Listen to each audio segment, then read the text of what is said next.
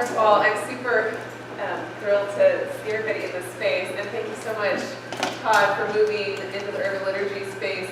I hope everybody has enough space. I love this space so much because it's so much more conversational than a chapel or church setting is, and this is just a really special space. I've told a lot of people about it. I wish more spaces like this existed for spiritual community and connection that isn't the solely presentational style that most church layouts are. For those of you who I don't have the pleasure of knowing yet, I'm Daneen Akers. My husband is walking little Lucy around, hopefully getting her to nap.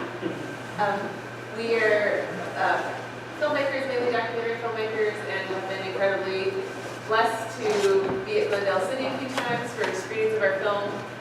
Along the way, once about 3-4 years ago, I was trying to remember how long ago, we did a scan film near a camp meeting. Eureka, California. Yeah. It was near the Redwood Camp meeting, that's right. Sorry, I was blanking for a second. And Herb was the speaker at one of the main adult team tents at Redwood Camp meeting, and someone had offered to sponsor a screening of our first documentary, Seventh-day Adventists, because they were hoping Herb would see it. And at that time, we were only doing screenings in spaces that people could come see. There was a lot of people who wanted to have a private viewing because they wanted to see the film, but they didn't want to be seen seeing the film. And we just said, no way. These, people in the film are taking a huge, huge risk by sharing and letting a camera into their lives over several years of time in our filming. You can at least have the courage to be seeing the film, as well as it is just a much different experience to see any work of art in community with people.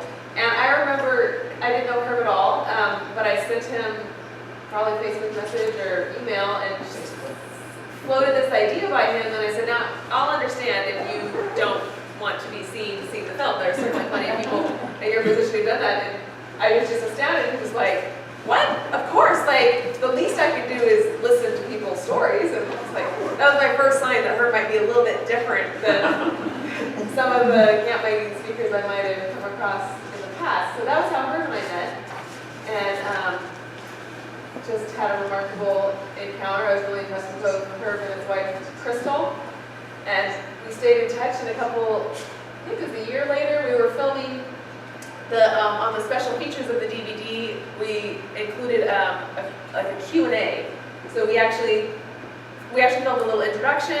People watched the film, and then we filmed a little Q&A at a home in England, California. And it happened to be a weekend that Herb was in England presenting a guest series at the Pacific Union College Church, and he and the senior pastor of that church were good friends, and we went out for a meal, and Herb had not met Stephen, my husband, at that point. And I remember we were sitting around talking at Pizzeria Terminier in St. Helena. There's like 2 affordable places in St. Helena, and one of them closed, so now there's just one. And its prices are going up. It's becoming a fancier restaurant, but at the time, that was where we met. And I remember telling both Mark Winnis and Herb that some of my challenges, as now a mother of a daughter, I didn't know at that time I was going to be a mother of 2 daughters, was I had recently become aware of patriarchy in the Christian church. And it's not necessarily that I've been completely unaware of it, but it hit me in a new way, birthing girls. And it was something that I just didn't hear being addressed from the church at all. There was, of course, the fight over women's ordination and the role of women in the church. But I said, it is really hard for me right now when I go into church and all I hear is male gendered pronouns for God. All I hear is male imagery used to describe the divine. I'm told that I am also part of the image of God, but I never feel that way in church, in liturgy, in music, in scripture, in prayer, in everything. It's always male dominant images. Not all bad. I have a great relationship with my father. I love the father imagery, but there was never anything mothering, nurturing. There was nothing about my experience as a mother nursing my children in the middle of the night, that felt like it was reflected in my faith and in the language and in the symbols, which is the language of the soul. We might talk about God as a concept being spirit. Like at least I don't think most people these days think of God as literally like a human male full of all of those features, and yet all of our imagery and language reflects that, and our soul has to attach something to that. And so I just sort of briefly shared this with Mark and Herb, and I remember them looking at me with this look of incredulity, and Herb actually laughing, saying, "Can we at least agree that Jesus was a man?"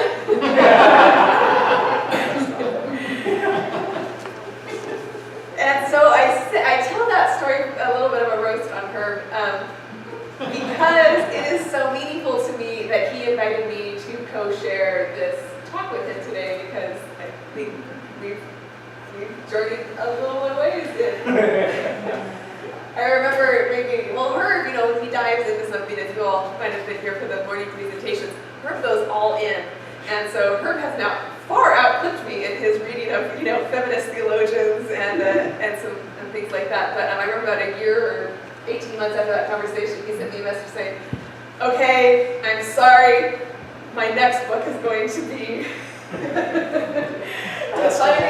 finding the mother." Her book called Finding the Father. It was really incredibly meaningful to the whole. I didn't pick the title audience, but I probably would have.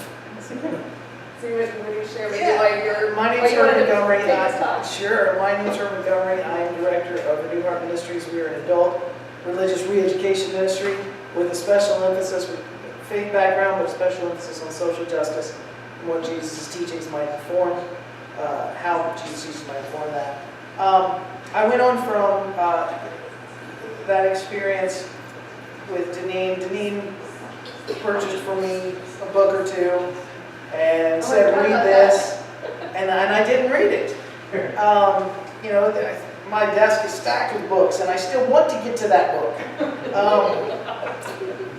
And it'll probably do me more good now than it would have then. But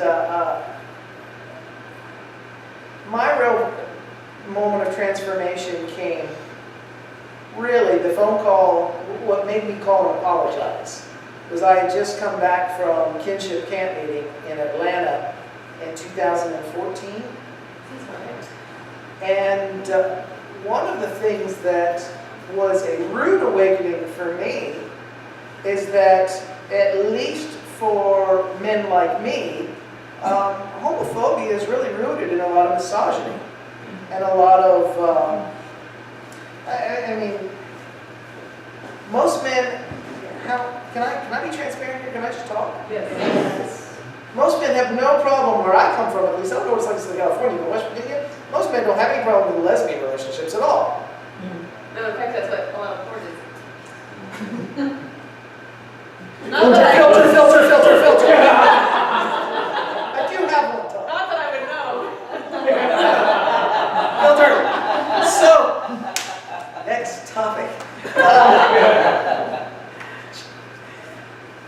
What I realized is, if I'm being honest, I realized that in my own heart, some of my aversion to male same-sex relationships, and I thought I didn't think this was anywhere inside of me. I was raised by a single mom. Women talked to me and I just thought, or feminists talked to me and I thought, oh sure, I get that. I was raised by a single mother. I had no clue. But when I realized, a lot of this is that back up. Leviticus, when I saw that Leviticus was actually deeply patriarchal, and one of the reasons possibly that Leviticus 18 reads the way it does is because to treat a man like a woman was an insult to the man. And I thought, ooh, that's forgive me, I'm a little late to this party. And so things started to dawn for me, and I said, what I need to do to at least work this out in my own soul is I'm committing in my own private life for the next 12 months, when I pray, I'm just going to pray to Mother God and just see what that does. And after doing it for a week, I had to call Daneen and apologize and say, dude, I was a jerk. I'm so sorry. I'm starting to see this. The lights are starting to turn on. So yeah, that was in 2014. And there's a tremendous amount of healing that happened during that year, just praying to Mother God. Healing that I didn't know needed to be done inside of me. Fish don't know they're wet. And as a male, I didn't know that I was swimming in these waters. These were ways of relating to women and looking at women that I didn't know I was in there. I didn't know it was happening. But there's a lot of help through that. So when Todd said, what do you want to do this weekend? I thought, it would be great if Daneen and I could both co-share a presentation on women, Mother God, and how if Jesus fits into that somehow. And so that's how we got here this afternoon. And I'll share another story on her. I think it must have been the next year, 2015. We were at Kinship Camp meeting together. For anybody who doesn't know, Kinship is a 40-year organization that's been providing support for LGBTQI Seventh-day Adventists, whether still currently identifying that way or not. And I think our family has been to every camp meeting since we started. That was where we first went to start trying to listen and get to know the LGBT Adventist community. And it's the only camp meeting that my daughter, I have another daughter too, a 7.5-year-old, has ever been to. So her cousins are always talking about going to camp meeting, and they go to SoCal camp meeting, which is where it's a really very different style of camp meeting. And she'll say, we're going to camp meeting too, Kinship camp meeting. And she really has no understanding yet at this point the differences that might be there. But she heard Herb speak there. He gave devotionals for the week in 2015. And she's in the back doing crafts. He has a son who's about the same age as her, and they're doing crafts and doing stuff, and you don't even necessarily know they're listening to what's going on. Well, at the end of one of the talks, Herb prayed to Mother God. And she has heard me pray. I don't pray this way all the time, but I will often pray to Mother God or Mother Father God or just to God or to Spirit, to Creator, to nourishing love. I will try to mix it up a little bit intentionally, and I know that I'm the only one in her life usually who is doing that. And she heard Herb, and he was a male speaker at a podium up front, praying to Mother God, and she just stopped and she's like, Mommy, he's praying to Mother God. It just really impacted her, and she still remembers that. And in fact, she talks, sometimes there was some sharing question lately where I asked who she had seen God through, like what act or person, and she still says, Christians, she calls him Christian's daddy, that's his son's name, Christian's daddy when he prayed to Mother God. And it just breaks open for me how rare it is that a young girl in our culture would actually hear, and in her mind he was representing the power structures that meeting. She doesn't understand how outside the power structure that meeting was. And it harkens back to my awakening on this. So at the very beginning of this, we used to go to a non-traditional, but still quasi-Seventh-day Adventist base. It met at 11 a.m. on Sabbath morning. It was pastored by former Adventist pastors in San Francisco. And it is in that community that we first got to know LGBT Adventists and started to become aware that there was actually a conflict. It just kind of dawned on us that there was gay Adventists in the church. And that space was open to a lot of ideas. It reminds me of a lot of an urban liturgy space like this. Small, intentional, you can actually get to know each other. It is about being authentic, it's showing up. There's not going to be a punishment if you voice your concerns, your complete disbelief or doubt or anything like that. And we went through a series, and the facilitator, Greg, intentionally started talking about feminine imagery for the divine. And I had thought of myself as being, relatively modern and aware, but it was one of those things where for a very long time, most of us thought that when you read anything and you read man or mankind, that just included everybody. And sort of gradually, only very recently, we realized that actually, no, that's not sufficient, and we need to actually use gender-inclusive language. But of course, it has not shifted over into our religious language. And so we had a whole talk about this, and I was there mentally, and I didn't even think it affected me that much. And then we sang a song. And music has a way of getting to our hearts in a way that speech doesn't. And in the song, it was a song that we all knew, you'd be familiar with it. Greg used female pronouns for God in that song, and I began to weep. Because I had not realized until that point how left out of the image of the divine I had felt.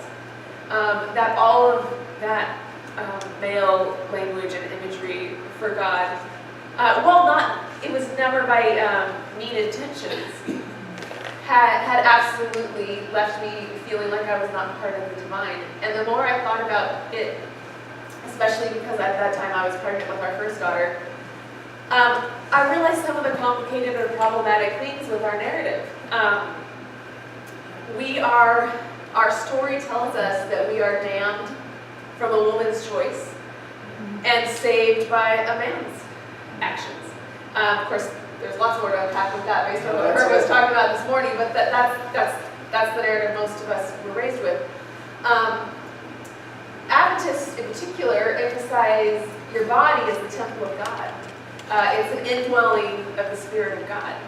And what does it do, especially if we have ideas about consent and autonomy over your own body, for a young girl to feel that she is filled with a male presence in her? What does that do? I actually have a friend who's doing her PhD dissertation study on eating disorders, and specifically focused on religious cultures and girls who grow up in a patriarchal religious system, and how that is connected to self-loathing and body image when you're actually taught that what is inside of you is this male presence and energy.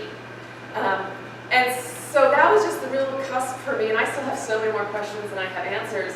But one of the books that was incredibly meaningful for me was a book called Dance of the Dissident Daughter.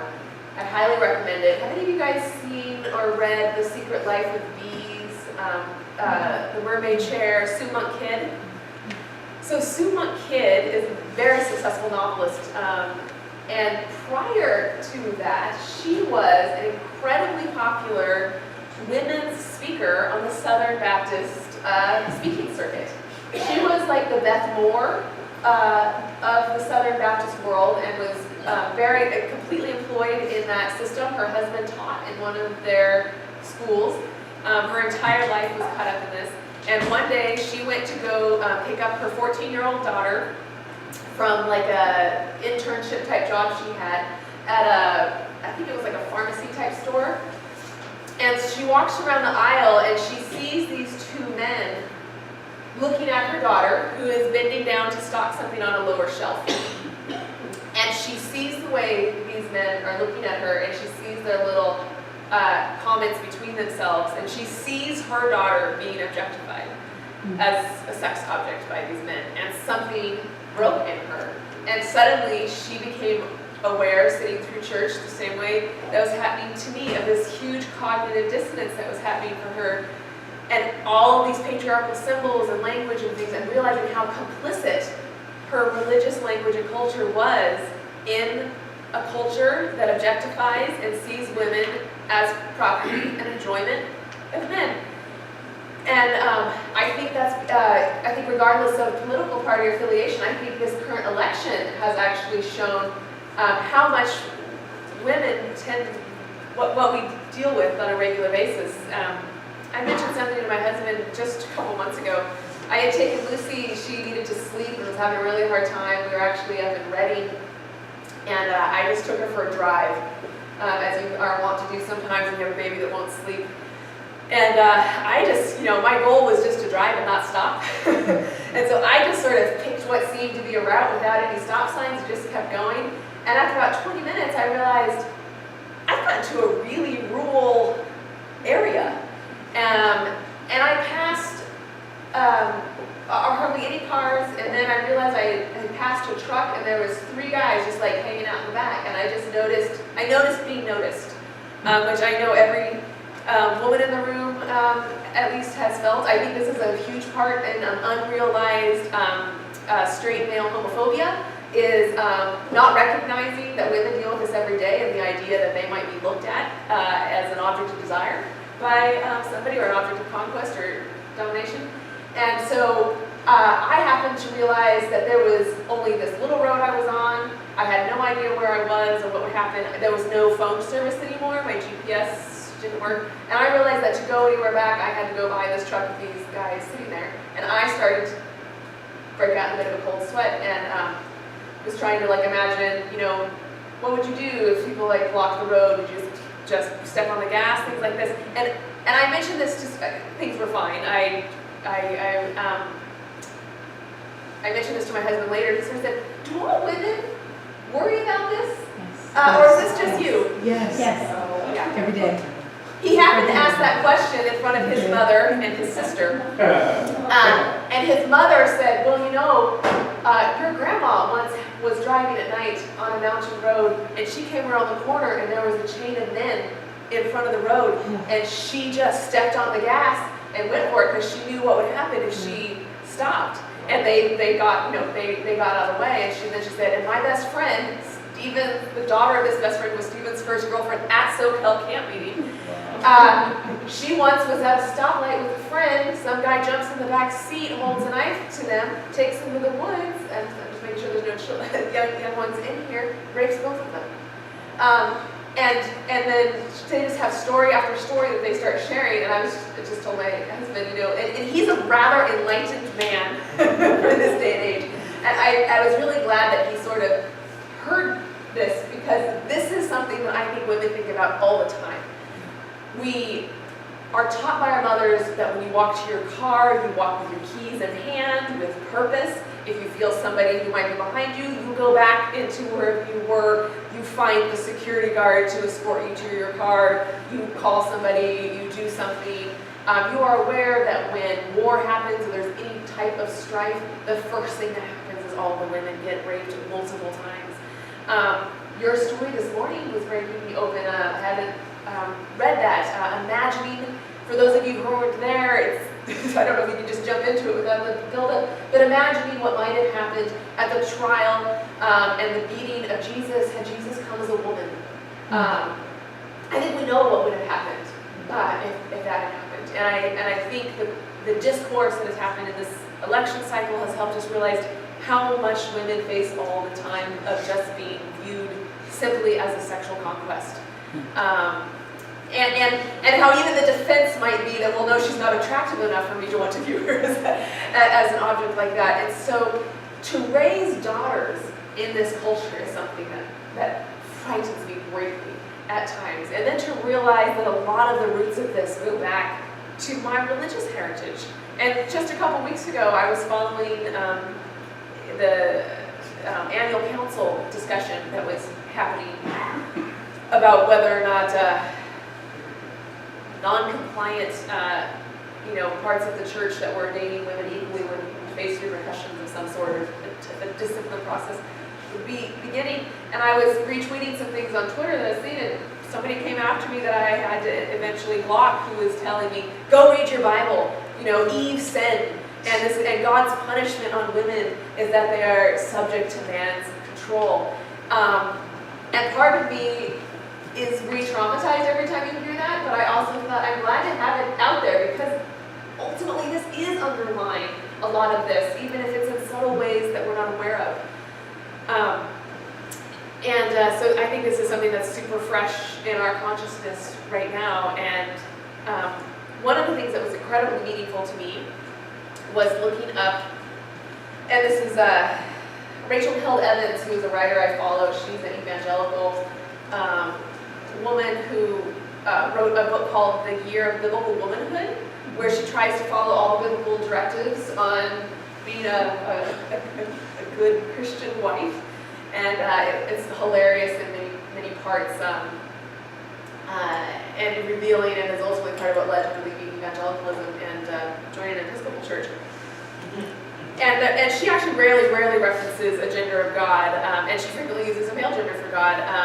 But one time at the end of a specific point she was trying to make, she had a prayer reference to Mother God, and this just absolutely blew up in the evangelical world. She was just raked across the coals, banned from all sorts of speaking circuits. So in her response, she mentions just some of the female imagery from God that's in Scripture. It was really helpful for me to realize that it is not actually, and I'm not somebody who would need to always have, show me the proof text kind of thing. But it was nice to actually remember there's lots of female imagery for the divine in our Scriptures, but we've just chosen not to emphasize that. And one of the reasons I think it matters is that we are going to emulate the attributes we give our deity. And I can imagine that is helpful when a lot of our Scriptures were written and you are a warring people trying to conquer lands, to have a God who has those qualities. But I would also argue that maybe that's outserved its purpose. And it might be time to reclaim some of the other images for God. So here's just a few of them. And in fact, the best way to interpret, or at least one of the good ways to interpret Genesis 1:27, is that humankind was created in God's image. In the divine image, God created them male and female. Or usually read that a different way, but the origin word is really more humankind was created, male and female. In Hosea, God says, "It was I who taught Ephraim to walk. I took them up in my arms, but they did not know that I healed them. I led them with cords of human kindness." That's one of my favorite phrases in the entire Bible. "I led them with cords of human kindness, with bands of love. I was to them like those who lift infants to their cheeks. I bent down and fed them." Hosea again, God describes God's self as a mother bear who will look after her cubs. In Deuteronomy, God is described as a mother eagle. Like the eagle that stirs up its nest and hovers over its young, God spreads God's wings to catch you. In Deuteronomy, God is described as the one who gives birth. "You were unmindful of the rock that bore you. You forgot the God who gave birth to you." What is more quintessentially feminine than an imagery of a birthing God? In Isaiah, God is compared to a nursing mother. "Can a woman forget her nursing child or show no compassion for the child of her womb? Even these may forget, yet I will never forget you." Isaiah again, God is described as a woman in labor who will cry out and pant. Psalms describes God as a mother. "I have calmed and quieted my soul like a weaned child with its mother. My soul is like that weaned child in me." Again in Psalms, "As the eyes of a servant looks to the hand of their master, the eyes of a maid to her mistress, so our eyes to you." Matthew and Luke, God is a mother hen, gathering her chicks under her wings. That's always been a favorite of mine. I've even used that to describe to Lily when she's been scared about something in some picture. She uses like a calming image. In Luke, God is described as a woman looking for her lost coin. Of course, in Greek, the word for Holy Spirit, Sophia, is feminine. So really, Jesus says, "I will send my comforter to you. She will be with you." And I'm not saying any of this to try to denigrate or degrade men, because that's actually not the goal of feminism or womanism. It is to try to actually include all into that divine image and all into being worthy of justice. So those are some of my stories. And I actually really wanted to hear Sue Monk Kidd in Dance of the Dissident Daughter says, this is a really great point. She talks about how often she went to Eucharist at churches, and she said it never occurred to me how odd it was that women who have presided over the domain of food and feeding for thousands of years, were historically routinely barred from presiding over it in a spiritual context. When the priest held out the host and said, "This is my body given for you," not only did I recognize that it was women in the act of breastfeeding who most truly embody those words and who are almost universally excluded from saying them. I think that was probably one of the times I nursed my firstborn for 3 years. So there is something incredibly powerful about your body sustaining another human, growing and sustaining another human. And in fact, pre-monotheistic cultures often had a divine feminine because it seemed so clear to them that the most creative, godlike force was that which could bear and nourish a child. And so we do have some monotheistic challenges when you are just going to pick one, especially if you're a warring culture trying to colonize neighboring lands about you. It is helpful to have a more aggressive deity. I recently was reading, I can't remember if it was Liz Gilbert or maybe. She was talking about how it probably made sense for a very long time in a patriarchal context because our societies needed sort of this strong, aggressive protection that a masculine energy can provide. But our culture today is rather suffering from an overabundance of that, and what we need in the future is to cultivate everyone to grow in collaboration, in teamwork, in the sort of traits that foster creativity and things like that. And those are neither feminine or masculine exclusive traits. They are open to all of us. And so that was a helpful thing to me. But one of the other things she talks about is how important it is to tell our stories and to have them witnessed. So this is Summa Kid. The truth is, in order to heal, we need to tell our stories and have them witnessed. So what you're doing today for me in witnessing my story of awakening, even just a challenge, is extremely meaningful. The story itself becomes the vessel that holds us up, that sustains us, and allows us to order our jumbled experiences into meaning. As I told my stories of fear, awakening, struggle, and transformation, and had them received and heard and validated, I found healing. I also needed to hear the stories of others, especially other women. Sometimes another woman's story becomes a mirror that shows me a self I hadn't seen before. When I listen to her, her experience quickens and clarifies my own experience. Her questions rouse mine. Her conflicts illuminate my conflicts. Her resolutions call forth my hope. Her strengths summon my strengths. All of this can happen when our stories are heard, even if our lives are very different. So I'm hoping that we can actually have a little story sharing session here in a safe space. And I've actually never been a part of a group that is willing to talk about this in an open way, so I'm sort of on uncharted territory myself. But I think it's very healing when you hear each other's stories. So I didn't know, men or women, if anybody has anything they would like to share or any questions. I think it would be wonderful to open it up. Do you have a story of any awareness or awakening of your own life? Any stories of patriarchy? Because it harms men and women, these expectations. Nothing annoyed me more than to hear comments about, grabbing women by their genitalia described as just something that guys always do.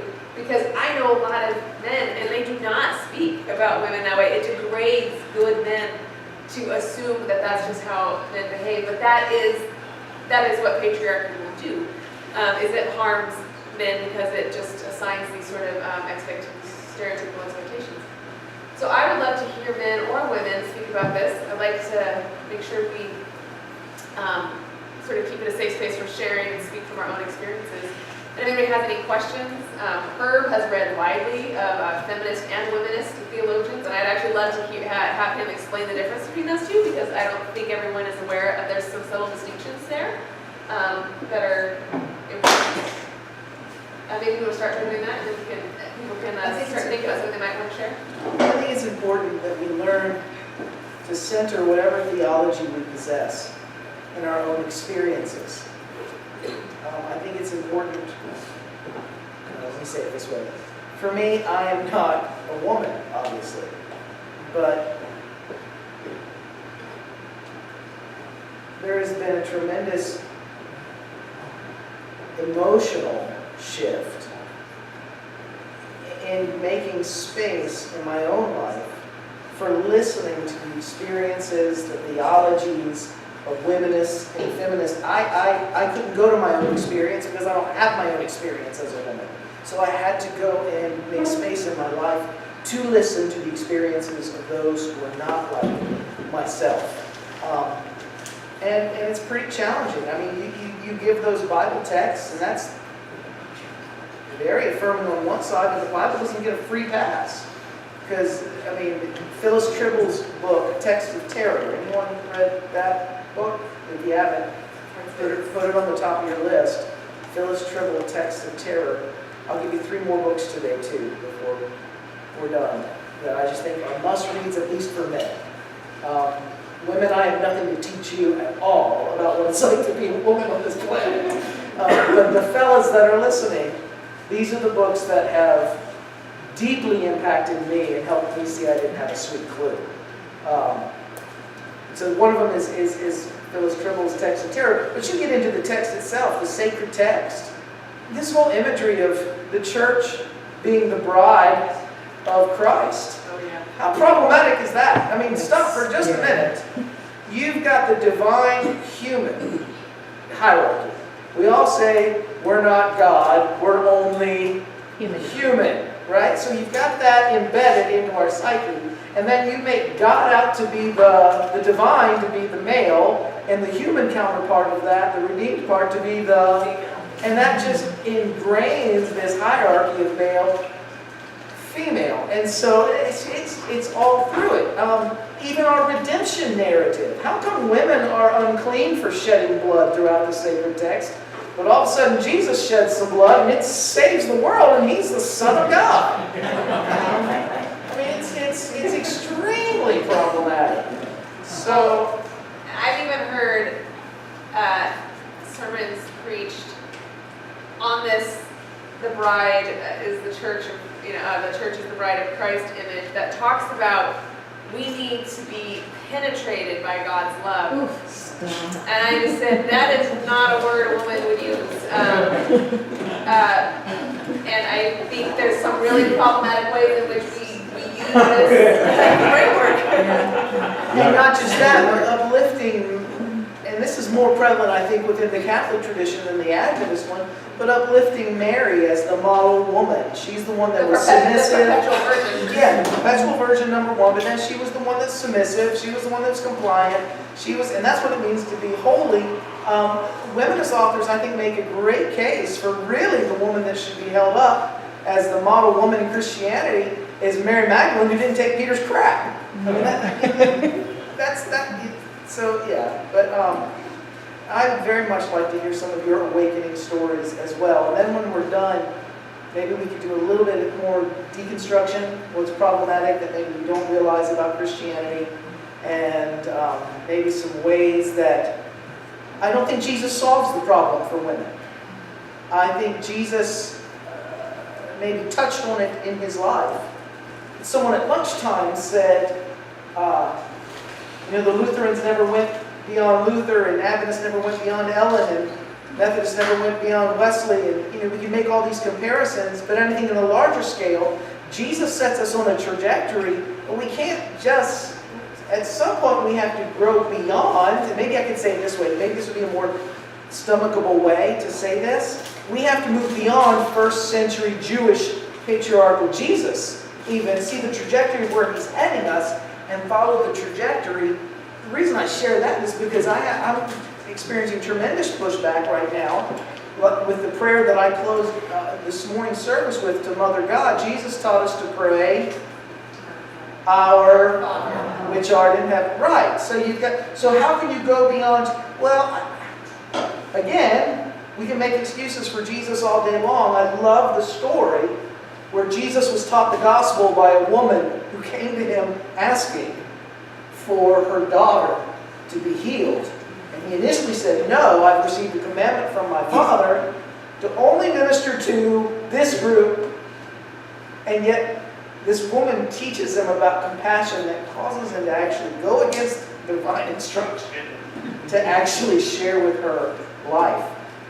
Again, that blows your authority, your view of Scripture. It can tweak it a lot. And it can tweak your view of Jesus. But I think Jesus would be proud if we took the seeds of what He gave us and grew it into something more than what He was even able to do. But anyway, what are your stories?